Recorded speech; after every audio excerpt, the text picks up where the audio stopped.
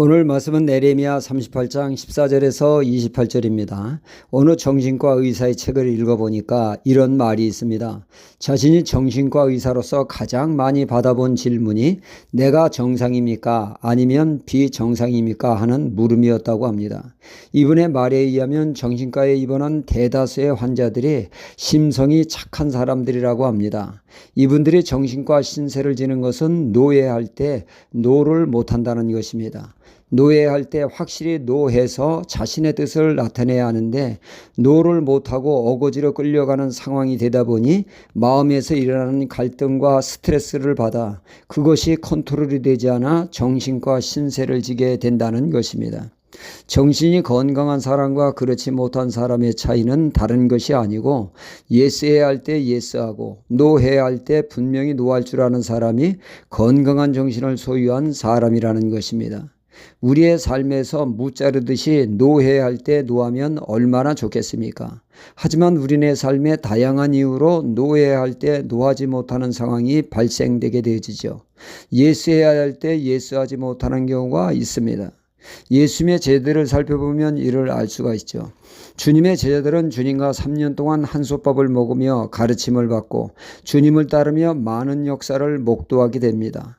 그들은 자신도 할 수 있다는 자신감이 넘쳤고 주님과 생사고백을 할 수 있는 믿음도 가지고 있음을 믿어 의심치 않았습니다. 마음 같아서는 주님과 함께 죽음도 함께 할 수 있다는 확신이 있었죠.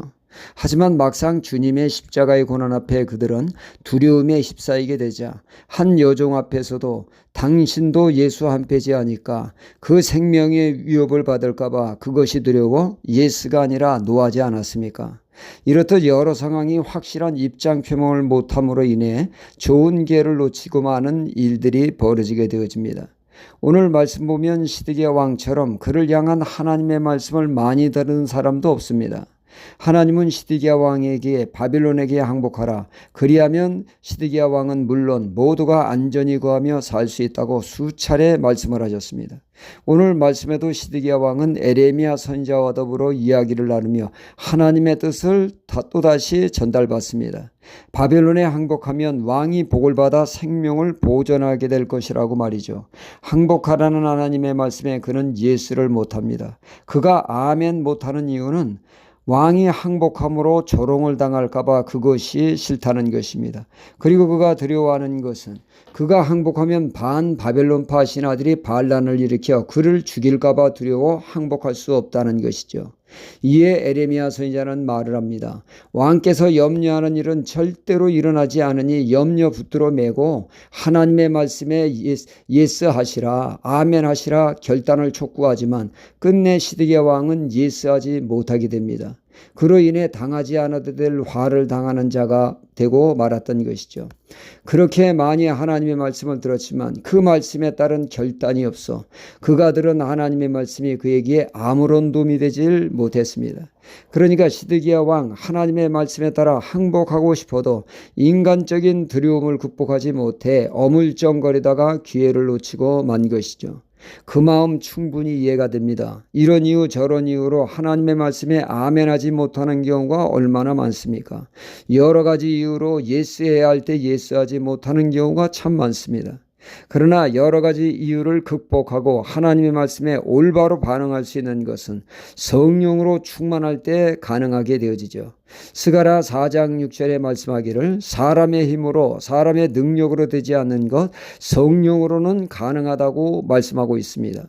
예수님의 제자들 인간적인 마음으로는 여종 앞에서도 덜덜덜 떨며 신앙 고백을 못했습니다.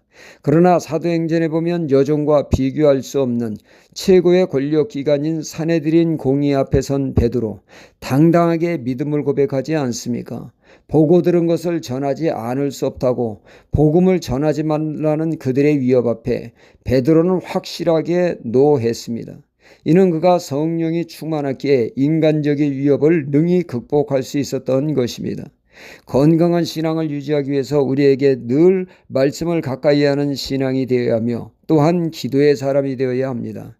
성령 충만함을 유지할 때 하나님의 뜻대로 예수할 수 있는 담대한 사람이 될 수 있습니다. 하나님의 뜻에 아멘할 수 있는 승리하는 사람이 될 수가 있습니다.